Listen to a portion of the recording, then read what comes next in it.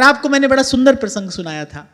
एक महान संत, एक जागृत महापुरुष, एक भगवत प्राप्त महापुरुष अपने सारे जीवन का निचोड़ किसी पूछने वाले को यही देता है, मैंने भी कष्ट सहा है, आप भी सह लो। इस एक वाक्य ने मेरे जीवन में बहुत कुछ परिवर्तित कर दिया था। साधक को बड़े बड़े द्वंद्वों से जूझना पड़ता है, अगणित द्वंद्व देह के पथ हैं, लेकिन इस एक पंक्ति ने, प्रभु की कृपा से ये शब्द कान में पड़े श्री स्वामी जी महाराज के, किसी ने पूछा, उन्होंने यही उत्तर दिया, भाई हमने भी कष्ट सहा है, आप भी सह लो। समझ में आ गई भाई, एक तो ये संसार दुखालयम, ये दुख का घर है, और सह लेने से ही आपकी उन्नति है, सह लेने से ही उत्कर्ष है। सह लीजिए, और सहने के लिए जो शक्ति चाहिए वो आपको हरि के भजन से मिलेगी, वो आपको हरि के नाम से मिलेगी। दारुण दुख भक्तों ने सहा, किसके बल पर? हरि के भजन के बल पर। तेरा भाना मीठा लगे, जो कोई नहीं सह सकता, जो विपत्ति किसी से नहीं सही जा सकती, वैसे कष्ट, वैसी विपत्तियां भगवान के भक्तों ने सह कर दिखाया है, हंसते हंसते, मुस्कुराते मुस्कुराते। किसके बल पर? हरि के भजन के बल पर, हरि की भक्ति के बल पर। और भगवान देते हैं अपने भक्त को ऐसा कष्ट संसार को दिखाने के लिए। मैंने कहा ना, भक्त तो भगवान के हाथ का खिलौना है, खेलते हैं भगवान उससे ऐसा, संसार को दिखाने के लिए।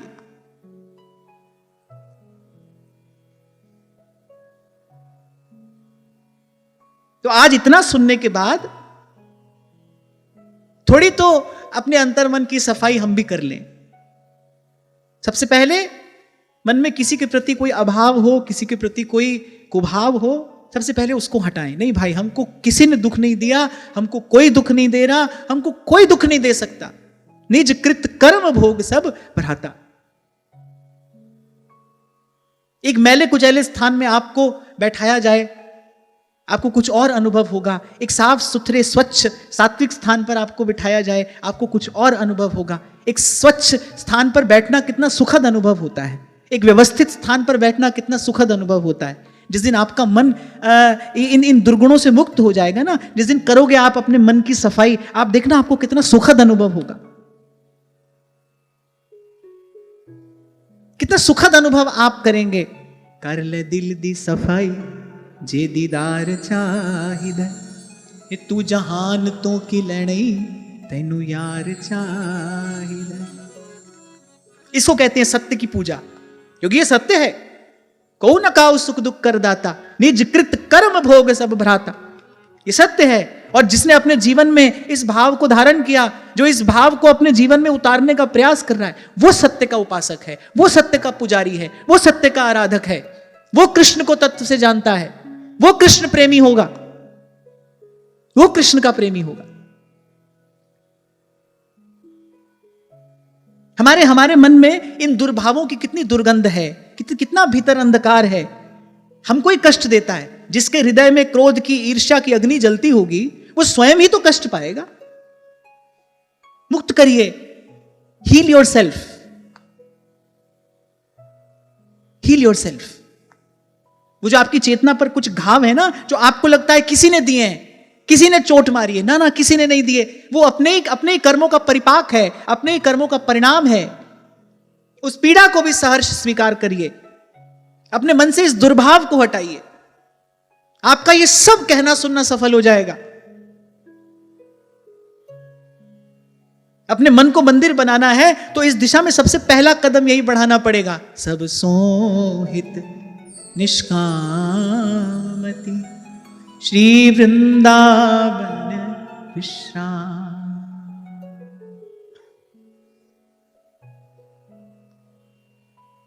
क्योंकि आगे भगवान यही कह रहे हैं, कहने सर्वभूत समत्वेन निर्वैरेणा प्रसंगतः।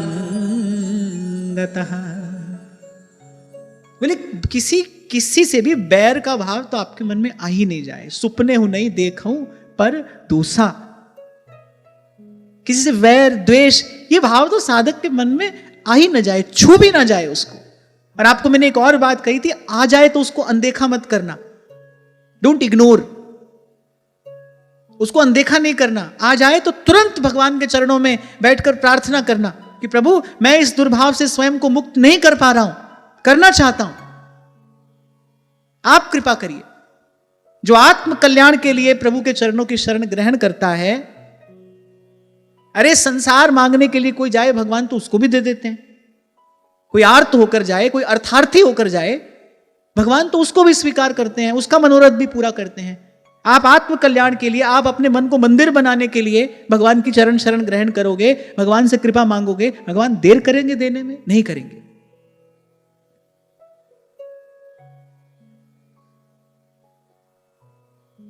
और डरना नहीं, घबराना नहीं, निराश नहीं होना। इस प्रक्रिया में थोड़ी देर लगेगी। मैंने कहा, आपने सुना, लेकिन ये कहते सुनते नहीं हो जाएगा।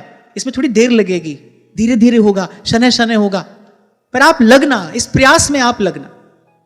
सुख की, सच्चे सुख की दिशा में उठाया गया ये सबसे पहला कदम है, सब सोहित। इसलिए महाप्रभु 4 दोहा में सबसे पहली बात यही कहते हैं, सर्वभूत समत्वेन निर्वैरेणा प्रसंगतः। किसी से वैर नहीं, किसी से विरोध नहीं। वैर विरोध कब होता है? जब आप किसी को जिम्मेदार मानते हो अपने जीवन के दुख का, कष्ट का, तभी तो वैर होता है, तभी तो विरोध होता है। और ये निरासत्य है। और असत्य के पक्ष में खड़ा व्यक्ति कभी सुख नहीं पा सकता। दुर्योधन जीवन भर पांडवों का उत्कर्ष देखकर जलता ही तो रहा। पांडव वन में भी सुखी हैं, पांडवों को वनवास मिला, वो वन में भी सुखी हैं। और वो दुर्योधन सर्व सुविधाओं से सुसज्जित उस महल में रहकर भी ईर्ष्या की अग्नि में जल रहा है। जिसके हृदय में बैर है, विरोध है, वो कैसे सुखी रहेगा? जो असत्य के पक्ष में खड़ा है वो कैसे सुखी रहेगा? आपका किसी से वैर है, आप कोई किसी के प्रति आपके मन में विरोधाभास है, आप सब परत हटाकर देखो, आपको वो वैर, विरोध, क्रोध इसीलिए तो है, आप उसको अपने दुख का कारण समझते हो। आपको लगता है इसके कारण मेरे जीवन में दुख है। ना भाई, ऐसा बिल्कुल नहीं है। ऐसा तो हो ही नहीं सकता। ईश्वर के अस्तित्व में ऐसा अन्याय नहीं हो सकता। निजकृत कर्म भोग सब भ्राता। पहले भी मैंने आपको कई बार कहा, आज प्रसंग आया है तो मैं फिर कह रहा हूं, जो भी जीवन में आ रहा है भाई, वो हमारा ही कर्म है। बस वो आकार लेकर आ रहा है, वो शेप लेकर आया है। यही है कर्म का अटल सिद्धांत, जो जस करहि सो तस फल चाखा। जैसे आप किसी की सहायता करते हो, वो आपकी सहायता नहीं करता, कोई और आपकी आके सहायता करता है। ऐसे ही आपने किसी को कष्ट दिया, अब कोई और आया है वो आकार लेकर। और मैं तो कहता हूं इसमें देर ना करना, जितना शीघ्र हो सके इस दुर्भाव से अपने आप को मुक्त करना। और ये काम आपको ही करना पड़ेगा। इसलिए मैंने कहा हील योरसेल्फ, अपने आप को स्वस्थ करिए। और फिर आगे भगवान कह रहे हैं, ब्रह्मचर्येण मौनेन स्वधर्मेण बलीयसा। ब्रह्मचर्य, इंद्रिय संयम, इंद्रिय संयम माने शक्ति का संचय। ब्रह्मचर्य का जो वास्तविक अर्थ है, जो शुद्ध अर्थ है, वो तो यही है कि जिसकी चेतना सतत ब्रह्म में ही रमण करती है, वो ब्रह्मचारी है। मैंने आपको कहा था, इस दृष्टि से तो सबसे बड़ी ब्रह्मचारिणी गोपी है, वो ब्रह्मचारिणी है। श्याम तन श्याम धन श्याम ही हमारो मन, आठों जाम ऊधो हमें श्याम ही सो काम है, रोम रोम श्याम है, वो है ब्रह्मचारिणी। क्योंकि ब्रह्म कौन है? अब हम तो किसी और ब्रह्म को जानते नहीं। हमारा ब्रह्म कौन है? सूर हमारे नंद नंदन बिन, सूर हमारे नंद नंदन बिन, और नहीं जगदीश रे ऊधो, मन ना भये 10 बीस। हमारे लिए ब्रह्मचारी का अर्थ यही है। पहले तो ब्रह्मचर्य का अर्थ ही होता है जिसकी चेतना सतत ब्रह्म में रमण करे। ये जो चर्य शब्द है ना, इसका अर्थ होता है रमण करना। जिसकी चेतना सतत ब्रह्म में रमण करे।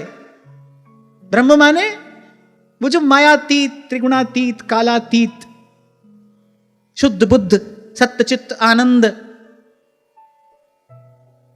और हमने तो संतों से ही सुना है भाई, कृष्णात् परम किमपि तत्त्वमहं न जाने। ये सारे गुण एक साथ अगर कहीं घटित होते हैं तो हमारा तो ब्रह्मचर्य ऐसे ही सदेगा भाई। सब कर्मेंद्रियां, सब ज्ञानेंद्रियां भगवत सेवा में लगी रहे, भगवत भजन में लगी रहे। इससे क्या होगा? इंद्रियां बहिर्मुखी नहीं होंगी, मन बिखरेगा नहीं। हमारे भाव के अनुरूप अर्थ यही है। वैसे पहले मैंने आपसे कहा, अर्थात इंद्रिय संयम, शक्ति का संचय, क्योंकि उसी में सुख है। रोग के कारण शरीर दुर्बल हो गया हो, ऐसे व्यक्ति को कितनी भी सुख सुविधा उसको अच्छा नहीं लगेगा। बड़े बुद्धि मानते हमारे यहाँ के बड़े बूढ़े लोग, सार की बात थोड़े सरल शब्दों में कह देते थे। तभी कहते थे, पहला सुख निरोगी काया, स्वस्थ शरीर हो। शरीर में रोग हो, कोई भी सुख, कोई भी साधन, कोई भी सामग्री अच्छी नहीं लगती। शरीर स्वस्थ हो, फिर मन स्वस्थ हो। तो ब्रह्मचर्य का अर्थ इंद्रिय संयम, नियंत्रण। एक युद्ध अपने ही विरुद्ध लड़ना पड़ता है इसमें। उस दिन हम चर्चा कर रहे थे ना, आप सोचोगे भाई मन कर रहा था इसलिए कर लिया, मन कर रहा था इसलिए खा लिया, मन कर रहा था इसलिए देख लिया, मन कर रहा था इसलिए सुन लिया, फिर तो पार नहीं पड़ेगी भाई। मन से आगे जाना है, मन से आगे बुद्धि है, बुद्धि से आगे आत्मा का प्रकाश है। अब मन पर ही अटके रहोगे फिर बात नहीं बनेगी भाई। इसलिए आपको कहता हूं, आप कहते हो भजन में मन नहीं लगता, मन नहीं लगता। अरे मन को देखना छोड़ो, लगे न लगे, आप मन नहीं हो, आपका मन है। अगर आप और मन एक होते तो फिर आप ये क्यों कहते मेरा मन? फिर आप मैं मन कहते ना। आप मैं मन नहीं कहते, आप मेरा मन कहते हो। माने आप अलग हो, मन अलग है। भजन आपको करना है, मन आपके पीछे आकर कभी करेगा। और करे करे ना करे ना करे, आपको करना है। गीता में भगवान कहते हैं अर्जुन से, मन से परे बुद्धि है और उससे परे आत्मा का प्रकाश है। और फिर संयम से, इस अभ्यास से ऐसा देखा जाता है, अनुभव की बात है ये तो, कि धीरे धीरे मन की चंचलता, इंद्रियों की बहिर्मुखता वो कम होने लगती है। मन के संकल्प विकल्प कम होने लगते हैं। और एक बार आपको इसका आनंद मिला, एक बार आपको उस शक्ति संचय का सुख मिला, आप स्वयं तराजू में रखकर तोल लेना। एक वो विषय का सुख है, एक वो संयम का सुख है।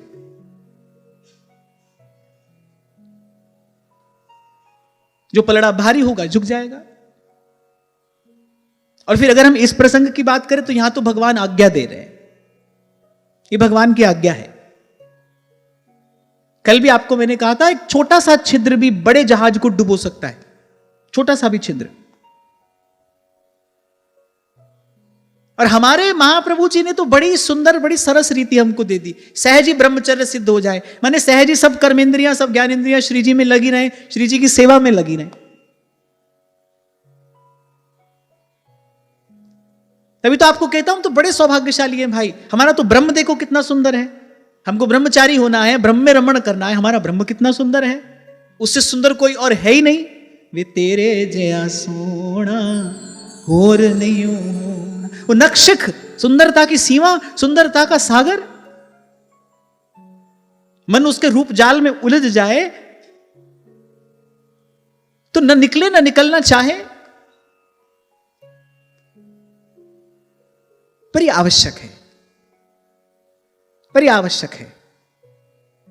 ये तब होता है जब आपकी चेतना मन के स्तर से ऊपर उठकर बुद्धि के धरातल पर पहुंचती है। और इस एलिवेशन के लिए, इस चेतना के ऊर्ध्वगमन के लिए निरंतर अभ्यास की, निरंतर भजन की, निरंतर सेवा की, निरंतर सत्संग की आवश्यकता है। कोई भी कर्म आप करते हो, इट जनरेट्स अ फोर्स, वो एक शक्ति उत्पन्न करता है। ये कर्म का सिद्धांत है।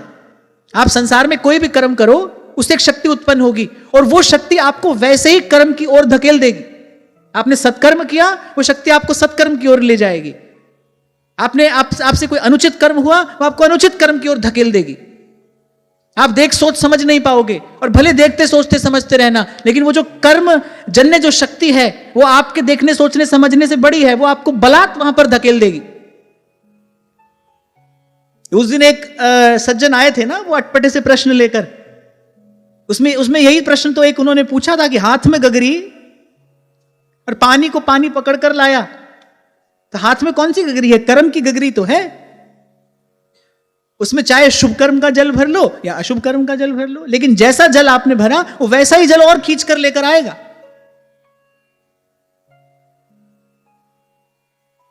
तो जब आप संयम साधोगे, जब आप सेवा करोगे, जब आप सुमिरन करोगे, सत्संग करोगे, तो उससे भी तो एक शक्ति उत्पन्न होगी ना, वो आपकी चेतना का ऊर्ध्वगमन कराती है।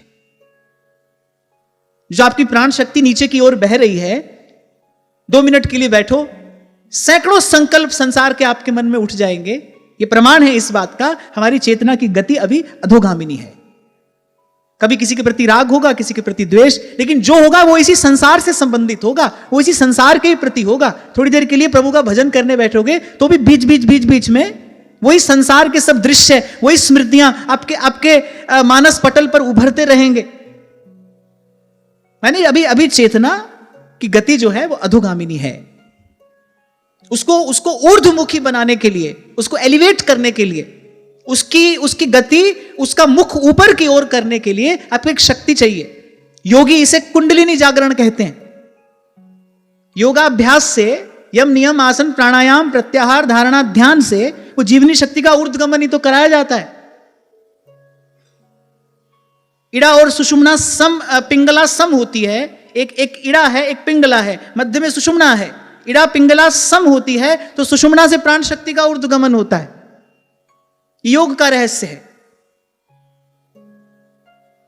हमारे लिए हमारे आचार्यों ने बड़ा सुंदर सरस मार्ग दिया। हम जो सेवा करते हैं, ये जो सत्संग है, हम नाम का स्मरण करेंगे, नाम का संकीर्तन करेंगे। अच्छा, इसमें एक बड़ी महत्वपूर्ण विधि नाम संकीर्तन है। जब उच्च स्वर से करतल ध्वनि करते हुए प्रभु के नाम का संकीर्तन किया जाता है तो जीवनी शक्ति का ऊर्ध्वगमन होता है।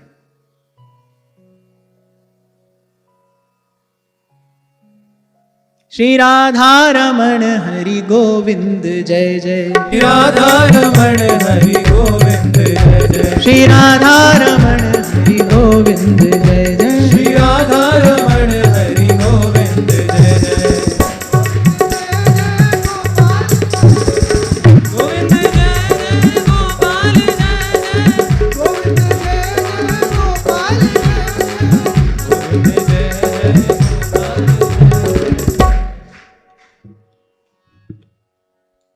अच्छा, अब मैं आपको कहूं थोड़ा अनुलोम विलोम कर लो, थोड़ा रेचक कुंभक पूरक कर लो, थोड़ा अनुलोम विलोम कर लो, तो बताओ कौन सी विधि ज्यादा सरस मधुर सरल आपको दिखाई पड़ती है? कीर्तन है ना। परिणाम दोनों का एक है। हाँ, इससे जो हो ना हो कीर्तन से तो हो ही जाएगा, क्योंकि इस मार्ग पर तो बड़े विघ्न और बाधाएं हैं, और वहां साधो सिमरो नाम को, यह पते की बात, सहज सुगम है योग, यह रहित विघ्न उत्पात। अपना मंगल तो हो ही रहा है, अपना कल्याण तो हो ही रहा है, नाम जपत मंगल दिसि दसहूं। लेकिन यह अनुभव का विषय है। जो गति किसी योगी को अनेक अनेक क्लिष्ट साधनों के प्रयास से प्राप्त होती है या नहीं भी होती, वो गति एक भक्त को भगवान नाम की कृपा से, उसके प्रसाद से सहज प्राप्त होती है। इसलिए मैंने कहा ये कीर्तन, ये बड़ी महत्वपूर्ण विधि है, विद्या है। इसलिए मैंने कहा था जहां भी रहते हो कीर्तन जरूर किया करो। 5 मिनट 10 मिनट प्रभु के नाम का कीर्तन करना चाहिए। और कलिजुग महा कीर्तन प्रधाना, गुरुजन आज्ञा दे रहे हैं, गुरुमुख जपिए लाए तेहना। मन लगाकर प्रभु के नाम का, प्रभु के विविध नामों का, या जो नाम आपको प्रिय हो उसका कीर्तन करिए। ये कीर्तन योग है, ये कलयुग का प्रधान योग है। और जो श्रद्धा पूर्वक इस कीर्तन योग का अभ्यास करेगा, उसका इंद्रिय संयम बड़ी सहजता से सिद्ध हो जाएगा। इंद्रियों की बहिर्मुखता समाप्त हो जाएगी। ये संतों का, महापुरुषों का अनुभूत प्रयोग है। ये अमोघ औषधि है, व्यर्थ नहीं जा सकती। मैंने कहा वो जो यम नियम आसन प्राणायाम प्रत्याहार धारणा ध्यान समाधि, वो जो अष्टांग योग है, उसमें तो अनेक अनेक विघ्न उत्पात हैं। ये सहज सुगम है योग यह है, रहित विघ्न उत्पात। साधो सिमरो नाम को, यह पते की बात। जब भगवान ने जब ब्रह्मचर्यण कहा ना, तो हमको ये मार्ग पकड़ना है।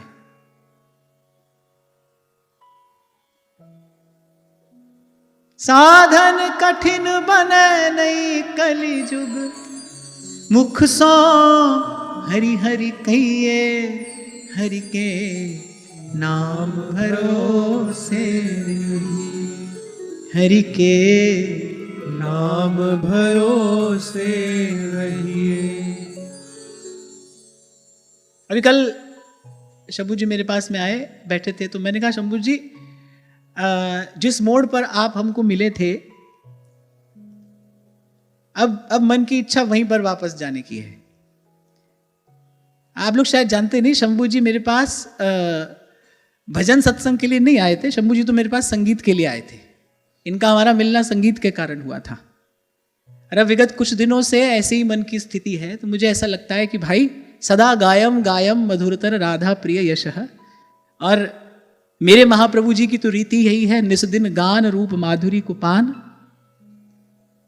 तो मैं कह रहा था, मैंने कहा अब आप थोड़ी छुट्टी मुझे दो, ताकि मैं फिर से अपनी संगीत साधना आरंभ कर सकूं, क्योंकि हमको तो भाई यही मार्ग पकड़ना है। और कोई साधन और कोई विधि तो मुझे नहीं लगता मुझसे बन सकती है। ऐसे ही गा गा कर, ये जो थोड़े बहुत मेरे हाथ में आए हैं, ये ऐसे ही गा गा कर ये हाथ में आए हैं। और अब जब थोड़े हाथ में आ गए हैं, तो ऐसा प्रभु जान न दीजै को।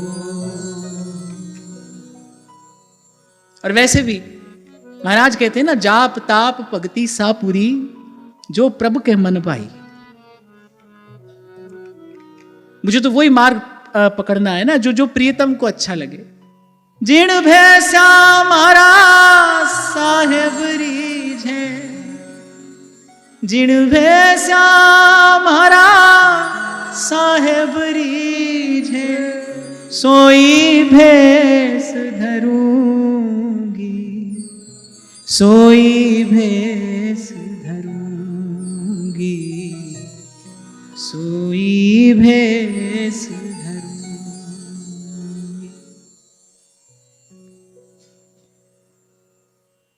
ब्रह्मचर्य के बाद भगवान ने कहा मौन। जैसा अभी थोड़ी देर पहले आपसे मैंने कहा कि कोई भी क्रिया हमको तन से ही आरंभ करनी है, तब मन तक पहुंचेंगे।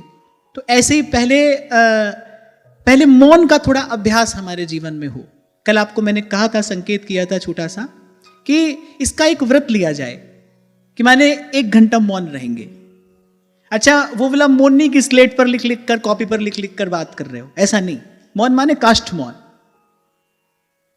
आप कल्पना नहीं कर सकते मौन में कितनी शक्ति निहित है, क्योंकि अपनी अधिकांश शक्ति जो है वो हम बोलकर ही क्षय करते हैं।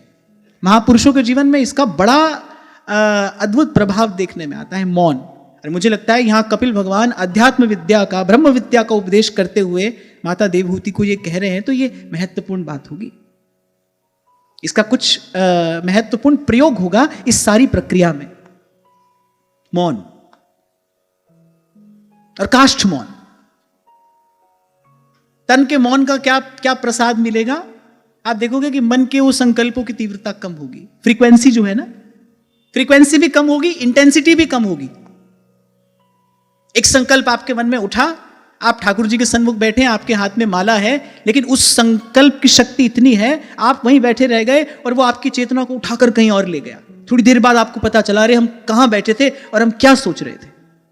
उस संकल्प की तीव्रता इतनी थी, उसकी शक्ति इतनी थी, वो आपकी चेतना को उठाकर ले गया कहीं दूर, आपको पता भी नहीं चला। बड़ी देर बाद आपको सुध आई, अरे हम क्या कर रहे थे, कहां सोचने लगे, क्या सोचने लगे। एक संकल्प की शक्ति होती है, एक संकल्प की तीव्रता, एक इंटेंसिटी है, एक फ्रीक्वेंसी है। मौन से उसकी इंटेंसिटी भी कम होगी, उसकी फ्रीक्वेंसी भी कम होगी।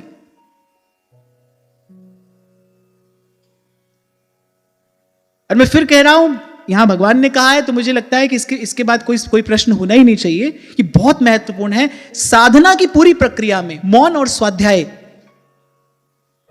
ये दोनों बहुत बहुत महत्वपूर्ण सूत्र हैं। इसका नियम लेना चाहिए, भाई 1 घंटा मौन रहेंगे। वैसे तो कल मैंने आपसे कहा था सारे यम नियम आपके हो जाएं, एक बार आप फोन से दूर हो जाओ। आज तो सबसे पहली मांग यही है। अब उस समय तो मोबाइल फोन था नहीं ना, नहीं तो भगवान ये भी कह देते। तो भगवान ने यम नियम कहा, इसमें एक शब्द हम मिला देते हैं, सब नियम सब व्रत धरा का धरा रह जाता है एक इसके हाथ में आते ही। ना आंख में संयम रहता है, ना कान में संयम रहता है, ना हाथ में संयम रहता है। शरीर असंयमित हो जाएगा तो मन असंयमित होगा ही होगा। अनावश्यक देखकर सुनकर ही तो आप अपने मन को चंचल करते हैं। एक तरंग जल के सतह पर है जो बहती हुई हवा के कारण होती है। आप देखो हवा बहती है ना, कहीं पर जल ठहरा हुआ हो तो बहती हुई हवा के कारण उस जल के स्तर पर ऐसी छोटी छोटी लहरें, छोटी छोटी तरंगें होती हैं। एक तो वैसे ही मन चंचल है पूर्व के संस्कारों से, फिर आपने उसमें कंकर और मारा तो वो तो अतिशय चंचल हो गया। यानी क्या क्या देखा, क्या क्या सुना, क्या क्या कहा, ये तो आप कंकर पे कंकर मारे चले जा रहे हो और फिर ढूंढ क्या रहे हो, शांति ढूंढ रहे हो। ये कितना बड़ा आश्चर्य है। कर ये रहे हो, ढूंढ शांति रहे हो। आजकल तो लोग यूट्यूब पर भी शांति ढूंढते हैं। कितने कितने आश्चर्य की बात है। और मैं कहता हूं ये कैसी मूर्खता है, लोग गूगल पर टाइप करते हैं how to find peace. This is so funny. How to find peace, अपने मन में कंकर मार रहे हो। और how to find peace, how to meditate, button दबाया मेडिटेशन शुरू हो गई। कभी कभी तो मुझे लगता है कि जैसे we are living in the pandemic of over communication. ये महामारी है ओवर कम्युनिकेशन।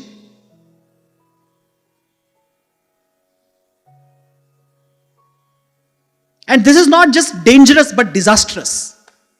ये सिर्फ खतरनाक नहीं है, ये विनाशकारी है। It's not just dangerous but disastrous. जहां देखो, जिसको देखो, जैसे देखो, ऑनलाइन क्लास हो रही है। इस पद्धति से किसी भी विधा की आधी अधूरी शिक्षा भले पाई जा सके, पर कभी भी किसी विद्या का ज्ञान नहीं हो सकता। ध्यान रखना। इस पद्धति से आज देखो जो भी विषय हो, कुछ भी हो, जैसे ऑनलाइन क्लास है। अरे गुरु शिष्य के बीच एक भावनात्मक संबंध बनता है। गुरु कुछ देता है, शिष्य कुछ ग्रहण करता है। एक विधा है, एक परिपाटी है। और कुछ विद्याएं तो ऐसी हैं जो गुरुमुखी विद्याएं ही होती हैं, जो गुरु के चरणों में बैठकर गुरु मुख से श्रवण करने पर ही हृदयंगम होती हैं। कितना भी आप पुस्तक में पढ़ लो। अब मैं तो भाई अपने क्षेत्र की बात आपसे करूं। अब मान लीजिए संगीत ही है। अब ऑनलाइन आजकल सब राग का ट्यूटोरियल मिलता है आपको यूट्यूब पर। अरे जिन लोगों ने पूरा जीवन स्वर की साधना की है, जिन्होंने पूरा जीवन तपस्या की है, आप उनके बराबर पहुंच जाओगे ऐसे? टांग पर टांग चढ़ाकर सोफे पर बैठे हैं, हाथ में कॉफी का चाय का कप है और यूट्यूब सामने चल रहा है, क्या कर रहे हैं, ऑनलाइन क्लास हो रही है। ऐसे सीख जाओगे आप? वो जो हमारी अनादिकाल से चली हुई परंपरा है, उसको ऐसे आप इंटरनेट और यूट्यूब के सहायता से धूल में उड़ा दोगे, तो यह आपकी भूल है, आपका भ्रम है।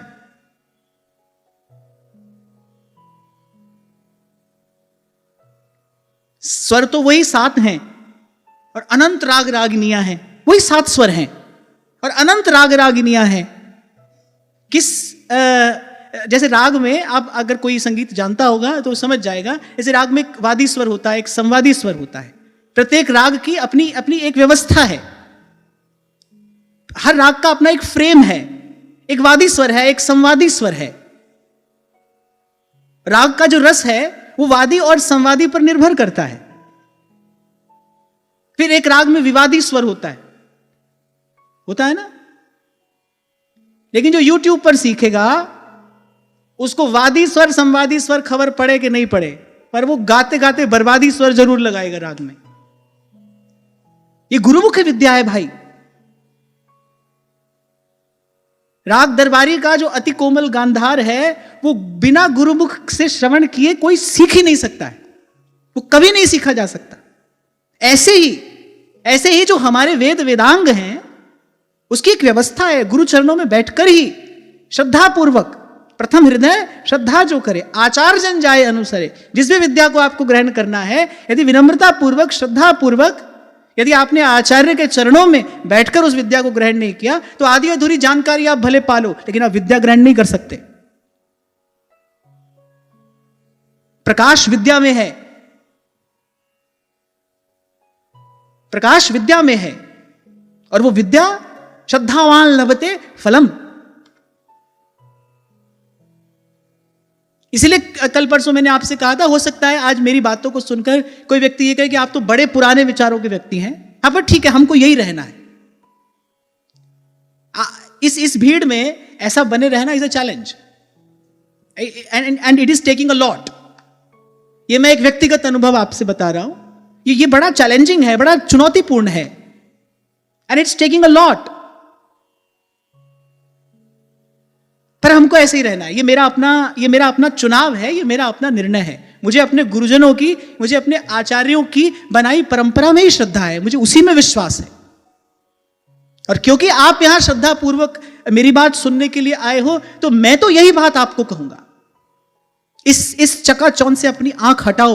अगर वस्तुतः आपको कल्याण करना है, अगर वस्तुतः उत्थान करना है, अपना साधारण से कुछ विशेष स्तर पर आप जाना चाहते हैं, तो फिर ये जो साधारणतया आपके चारों ओर घट रहा है ना, इससे हटिए, इससे बचिए, इससे आगे चलिए।